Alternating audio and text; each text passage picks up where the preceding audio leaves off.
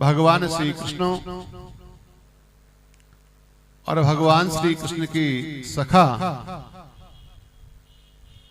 भगवान की करीब 3-3.5 वर्ष की अवस्था होगी।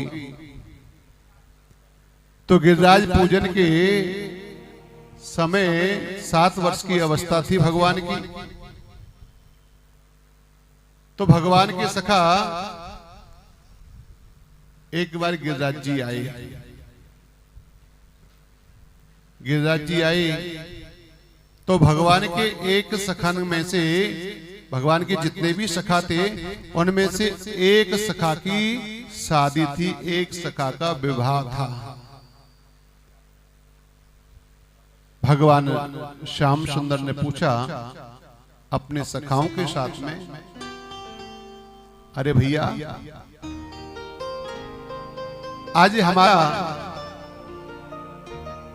सखा कैसे नहीं आया? प्रभु सखा कैसे नहीं आया?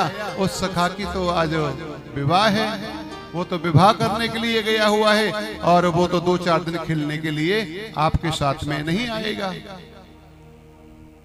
अरे विवाह करने गया है, ब्याह करने गया है। अब छोटा बालक तो छोटा बालक ही होता है।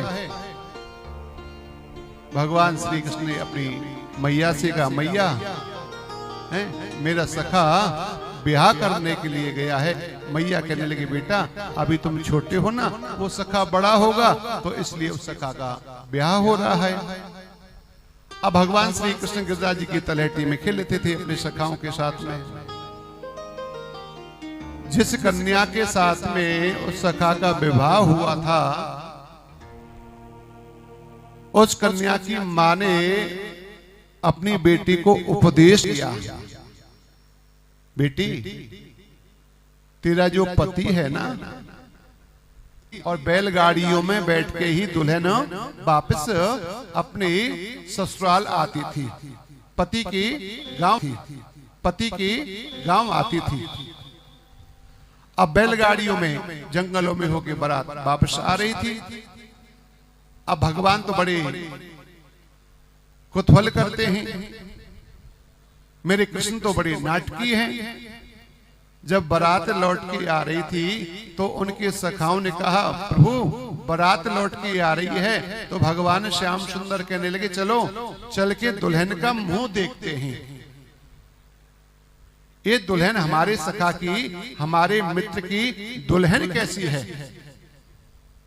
अब सारे छोटे छोटे बच्चे, छोटे छोटे गोप सब चल दिए और जिस रास्ते से जब वो दुल्हन आ रही थी तो रथ को रुकवा लिया भगवान श्याम सुंदर, बैलगाड़ी को रुकवा लिया। भाई हमें पहले दुल्हन का मुंह दिखा दो, हम दुल्हन का मुंह देखना चाहते हैं कि हमारे सखा की, हमारे मित्र की दुल्हन कैसी है, बहू कैसी है। और बहू की मां ने मना किया था कि बेटी कृष्ण के सामने मुंह मत खोलना, वो बड़े चित चोर हैं, बड़े छलिया हैं। एक बार जिसको छल लेते हैं वो जीवन पर्यंत उसी का हो जाता है, वो कहीं का नहीं रहता, केवल कृष्ण का ही होता है, दूसरे किसी भी व्यक्ति का नहीं रहता। अब जैसे जिस गाड़ी से आ रही थी वहां ने अपने पति से पूछा, भगवान कृष्ण के सखा से पूछा, अपने पति से पूछा, ये बार बार जो घूंघट खोलने की बात कर रहे हैं, घूंघट मुंह देखने की बात कर रहे हैं, ये कौन है?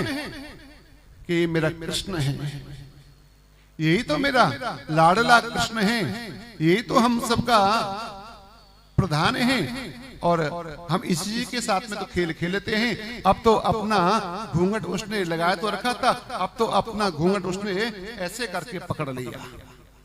मां ने कहा है कृष्ण को मुंह नहीं दिखाना है। अब जब उसने अपना घूंघट ऐसे कस के पकड़ लिया और ऊपर से और भी जो उसके पास में था, कोई चादर, कोई शॉल या कोई लोही, तो उसने और ऊपर से और एक घूंघट मार लिया, पर भगवान श्याम सुंदर को मुंह नहीं दिखाया। भगवान श्याम सुंदर गोपी की बड़ी भारी मिन्नत करते रहे, गोपी को मनाते रहे, अरे गोपी तेरा जेठ तो मैं लगता नहीं हूं, तेरा ससुर तो मैं लगता नहीं हूं, लगता तो देवर ही हूं और देवर को तू मुंह नहीं दिखाती है, तो तू मेरे साथ में ठीक नहीं कर रही है। तो गोपी ने श्याम सुंदर को मुंह दिखाया ही नहीं। भगवान श्याम सुंदर को ये बात थोड़ी सी मन में लगी। देखो मैंने गोपी की कितनी मिन्नत करी, गोपी से मैंने कितनी विनती करी, पर गोपी ने अपना मुंह नहीं दिखाया। कहते हैं भगवान श्याम सुंदर वहां से जब चले गए अपने सखाओं के साथ में, गोपी ने जब अपना मुंह नहीं दिखाया, जिस समय गिरिराज पूजा हो रही थी और उस समय सब लोग लाला की जो जय जयकार कर रहे थे, कोई कह रहा है कृष्णचंद्र भगवान की जय, कोई कह रहा है गिरिराज महाराज की जय, हैं नाना प्रकार के लाला के स्वरूप को सब जब वर्णन कर रहे थे, तो उस समय वो ब्रज गोपी भी आई। जब ब्रज गोपी आई, कोई कह रहा है लाला की चितवन कितनी सुंदर है, कोई कहते हैं गिरिराज जी की कपोल कितनी सुंदर है, कोई कहते हैं देखो गिरिराज जी का मुंह कैसे मटक रहे हो है, कोई कहता है गिरिराज जी की बहू कैसी चल रही हैं, कोई कैसी गिरिराज जी ने अपनी कमर पे हाथ कैसे रखे हुए है। सब गिरिराज जी के स्वरूप को वर्णन कर रहे सब ब्रजवासी। और वही भीड़ में वो ब्रज की गोपी भी आई। अब वो ब्रज की गोपी अपने घूंघट में भगवान श्याम सुंदर को दर्शन करना चाह रही है, दर्शन करना तो चाह रही है, पर उसको दर्शन प्राप्त तो नहीं है रही है। उसकी आंखों से तो आंसू निकल रहे हैं, पर भगवान श्याम सुंदर के दर्शन नहीं हो रहे हैं। तो संत जन कह रहे हैं वो ब्रज की गोपी कौन थी? कि वो माधवी नाम की ब्रज की गोपी थी, जिसने भगवान को अपना मुंह नहीं दिखाया। वो माधवी नाम की गोपी थी। उसकी आंखों के सामने धुंधला धुंधला सा हो रहा है, पर सबको दर्शन हो रहे हैं, पर उस ब्रज गोपी को दर्शन नहीं हो रहे हैं।